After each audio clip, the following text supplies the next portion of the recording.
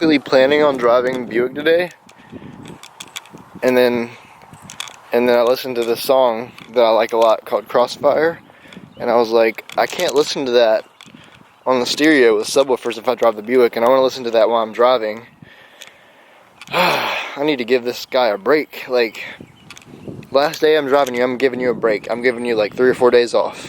Promise. Freaking pollen, guys. Look at that. Oh my god. So much.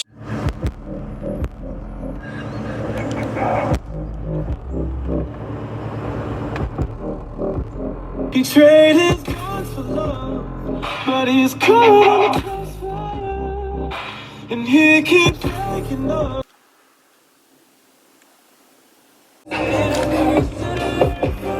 Made a huge difference. Made a huge difference. For a second, guys, I just want to talk to you about a couple of things. Okay, so a lot of you people, a lot of you guys, girls, a lot of you probably don't have to do anything to your face. Like me, I don't know if you were noticing, but my eyebrows get really, really thick every 2 weeks, and it gets bad. It almost makes me feel like my face looks dirty. Like my face looks dirty up here. It just looks like there's a bunch of. I just don't like it at all. And so for me, I feel 10 times better about myself, 10 times more confident when I'm, got those done. So here's my tip of the day, guys. This is the first, and it probably won't be the last in this video, but make yourself feel good. Keep yourself looking good. You don't have to spend like a crap ton of money to look decent. I got something in my eye. You don't have to spend all your money to look decent. Find someone that cuts hair. Find someone that's pretty good at cutting hair. You don't have to tip them $20. You can get a good haircut for $15. If you need to get eyebrows done, you can get that done for $10 to $12 once or twice a month. It's worth it, guys. It's worth it, guys. If you feel good about the way you look, you're gonna feel good. You're gonna feel good. I'm going to get a bang, and then I'm heading to the gym. I love you guys so much. How's it going? Aha! 2 for 4. 2 for 4. Hi. Hi. Hi. Hi.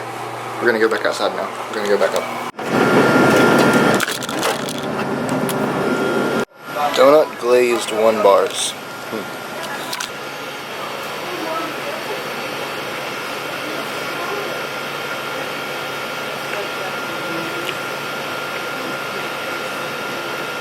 Kind of tastes like coffee. Tastes like a coffee donut protein bar. Pretty good. Pretty good. 8 fat, 24 carb, 20 protein, 9 grams of fiber.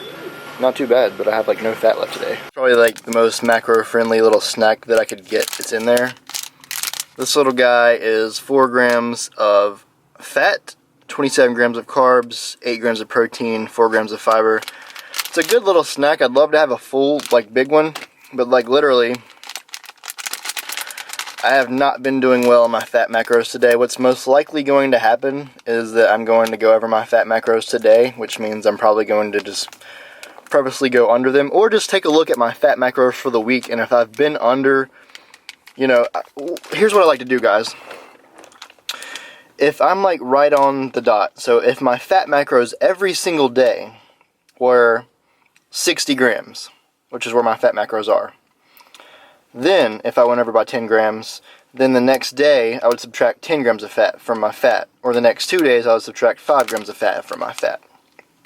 But, if I look back on my week, and I have days where my fat is under by 5, my fat is under by 10, all that sort of stuff, and then my fat is over by 10 one day, then it's not that big of a deal. So, that's how I do that. I do the same thing with carbs, fat, and protein. Basically, I want to make sure that everything evens out at the end of the week to there is not one day that hasn't been compensated for that my fat, protein, or carbs are over by more than 5 grams. And if it was over by more than 5 grams and there weren't any days where it was under more than 5 grams, then I will compensate by taking 5 grams from a day later. Or, if it's 10 grams, I'll compensate by taking 10 grams a day later, or 5 grams for 2 days. I hope that makes sense, guys. That's kind of what I do. Today I've been feeling really, really hungry, and I ate like way too much fat earlier. My dad had some leftover on the border, and it was like like the rice, the meat, like all that sort of stuff. And I don't know if it has as much fat in it as it says it does, but apparently it has a good bit of fat in it, and that went through a lot of my fat.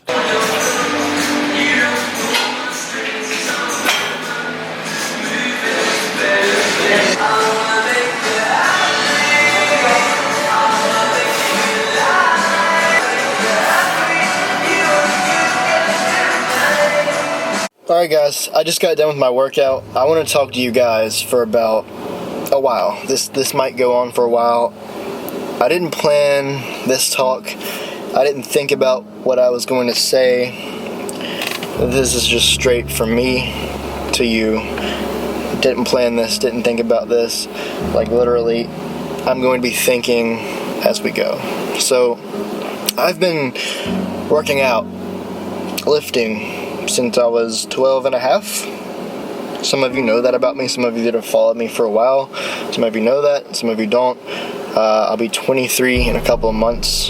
June 7th is my birthday. I'm 22 now. So I've been lifting a little over 10 years. Almost 11 years now.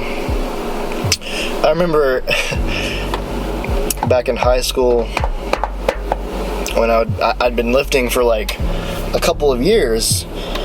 Freshman in high school, and I was posting my progress back then. I was posting my progress when I was 13 years old. I was posting stuff on Facebook, like starting to see a little bit of abs. Like I was that little chubby kid in school. I didn't have abs. I wasn't confident, and I wasn't just not confident with the girls.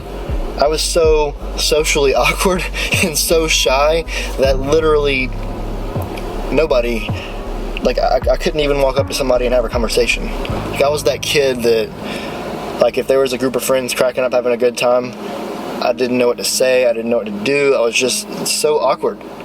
So I didn't really have a friend group in middle school. I didn't really have any confidence. I didn't talk to girls, any of that. Like I was this socially awkward, shy kid. I liked poetry a lot. I was extremely, extremely, extremely creative. I liked to create things. Literally, I remember in middle school, I was in art class, and there was a lot of gang-related stuff going on in school, and like I was into cameras. I'm still into cameras.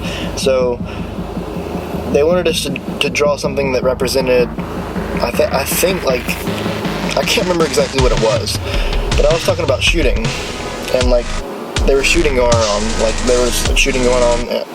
my hometown, and so I drew this expression about shooting, and I had like a camera and like a pistol, and it was like something along the lines of shoot photos, do photography, like shoot your experiences, not people. And I got sent to the office, and principal, everybody thought, that I was gun threatening the school. Like that, I was this little nerdy kid, socially awkward, was gun threatening. Like that was as a gun threat when I was actually trying to express my feelings on my environment, my surroundings, the school. I went to a middle school where it was bad.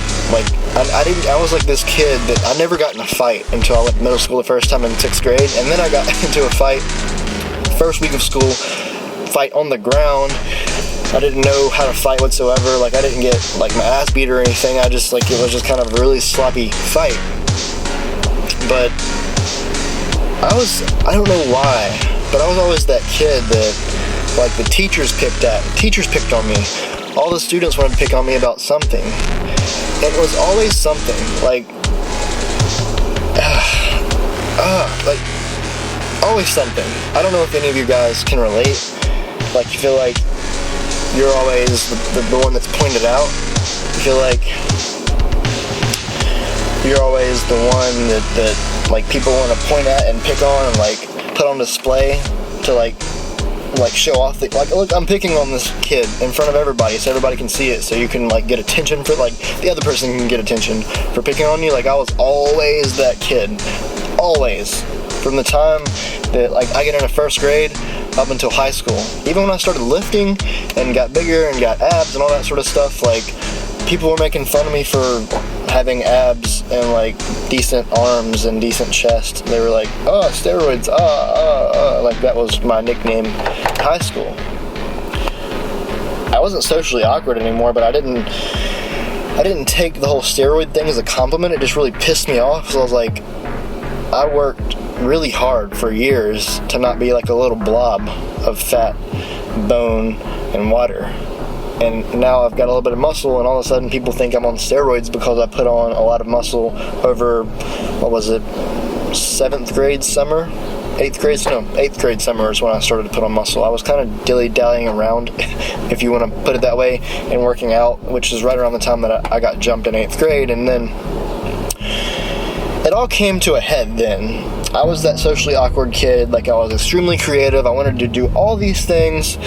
You know, my mom always told me, this is cheesy, but the world is your oyster, you can do anything, you can do anything that you put your mind to, like literally you can change the world if you want to. That was the way I was brought up as a kid. That was the way that I saw things. That was the way that I've always seen things. I've always been the type of person to think big. Like, I can't think small. And when I feel like my life is not on path with something big, something that I can impact people with, something that means something to other people, some way that I can help people, some way that I can change things, I feel like my life doesn't have any sort of purpose whatsoever. So, around that time in 8th grade, you might have heard this story already, I got picked on so bad, I got jumped, I got my ACL torn, my leg was screwed up. I was told that I may never be able to walk right again, I'd never be able to squat, never be able to do any kind of leg training, never be able to play football, any crazy high contact sports because of my right leg was so messed up from me being jumped. And at that time, I was like, Jordan, what is your purpose? Like, you're this socially awkward kid, like, what? Like, why are you here? So that was when I was suicidal. And after that point, like, I had two choices. Like, either I can fall off the face of the earth right now because who am I, what am I doing here? Or I can take this little gym thing and really put everything into it. And that's what I did. That's what I did. I was this depressed, socially awkward, shy, weird, creative, quirky kid. And I got picked on for it. And I believe that certain people would probably still love to pick on me for it, but I don't care anymore. I don't care. I'm secure in who I am. I've tried all these different things in life. I've tried acting. I tried that for so many years. I loved it, but I just wasn't genetically, like, that's something that I'm not born to do, and it hurt to let that go. I tried modeling. I've tried to start several businesses. I've been doing this since I was 14 years old. A lot of you guys don't know that, maybe don't believe me, like all the stories that I've talked about on this channel, but I've been doing this stuff for a long time. And through trial and error, I found out what I'm good at, what I'm not good at, what I can grow at, who I am as a person, and deep down to the core, I'm a creative that thinks he can change the world. Like, that's who I am. The awesome thing about that is a man by the name of Steve Jobs, I believe it was, said something like, the crazy thing is, the people that are crazy enough to believe that they can change the world, those are usually the people that do change the world. So sometimes I'll work my ass off, literally work my ass off on a video. And this is why I got down last weekend. I worked my ass off on a video and spend 20 hours on that one video, and it'll do nothing. No one will care. The world won't see. It doesn't matter. But I'm crazy enough to know that the things that I'm doing are just like, I'm learning from this and I'm learning from that. There are no mistakes, there are no failures if you're learning from things and taking them and moving on and changing this here and changing that there. The definition of insanity is doing the same thing over and over again without changing anything, without trying new things, and I'm always trying new things. So I'm not going to give up, I'm not going to fail. I know you guys thought I was down, but it's part of it, guys. It's part of it. It's tough.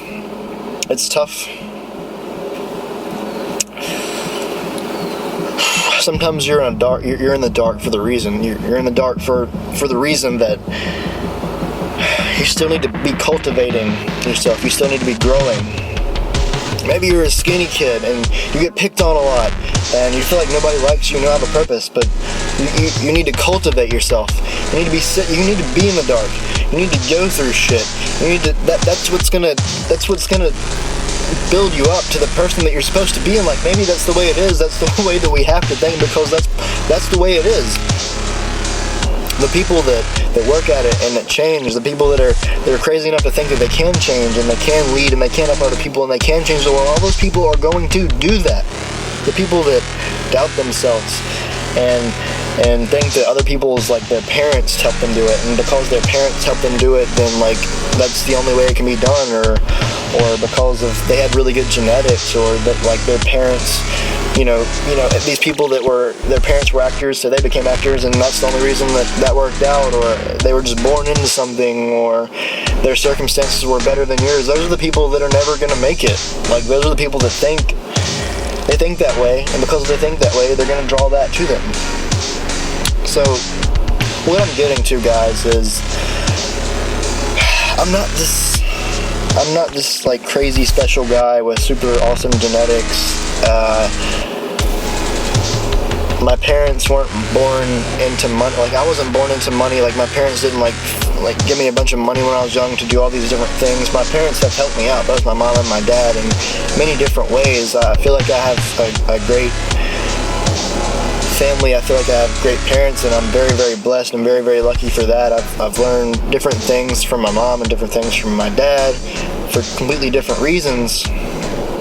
But I guess the point to what I'm saying here, guys, the point of all these things that I'm saying is, like, no matter what your circumstances are, no matter how you grew up, no matter what kind of person you are, what your skill set is, what you think you're good at, what you think you're not good at, you get outside of your head and cultivate your skills. And like, even if you're in the dark this whole time, which means you're doing all these things that you think it's good work, but the world's not responding to it. Like, there's nothing going on. You don't see anything happening yet. Your physique's not changing yet. You're not getting leaner. You're lowering your carbs. Nothing's happening. You're lowering your fats. Nothing's happening. You're doing more volume for biceps and triceps, but your arms aren't growing. You're doing everything you possibly can, but things aren't going anywhere. Stay at it, guys. Stay at it, guys. I made a promise to myself at the end of 2015 that when I quit working at H.H. Gregg as a salesman, that I would never work for a company again. I quit, and I knew that this was going to be a struggle, and this was going to be hard, really, really hard. Trying to make it on your own without working for a bigger company is... You have to, with every piece of your heart and soul, want to do it, because it's not about the money. For me and other people, you're going to struggle for years and years and years and years and just probably do the bare minimum just to get by. And even if you make money, you make profit, you'll be putting that back into your business. Yeah, you think, oh, I'm making $2,000 a month, but really you're putting that back into your business and for growth. Yeah, you could make $5,000 a month out of your business and go ahead and buy a Ferrari, but then you'd be stuck at that level with a Ferrari. Your payments and your bills would be at the same place. You'd have no wiggle room to grow. You'd have no money to reinvest in your business. You'd have no money to save up in case something went wrong, something happened. So, oh God, I'm talking to myself, and I'm talking to all of you guys. You got to go through a lot of shit and put your heart out there and get it stabbed a couple of times and be in the dark before you can really, really, really, really grow. And sometimes you can do everything right and nothing happens. But if you keep on going, you keep putting your heart out there, and you find something that you love and that you're good at, and you put those things together, then things will come, guys. It takes a lot of time, a lot of patience, and most definitely a lot of discipline. Discipline and consistency, in my opinion, are two of the most important things. Time, discipline, consistency. With that, I'm going to go ahead and conclude this video. I love you guys so much. Like, I know there aren't a ton of you guys watching me. Like, that doesn't matter. I don't care. If this affects one person in a positive way, then that's all that matters, honestly, guys. I'll see you guys next time. All love. You guys are freaking truly amazing. I'm blessed to have you guys. Grateful to have you guys. See you in the next video.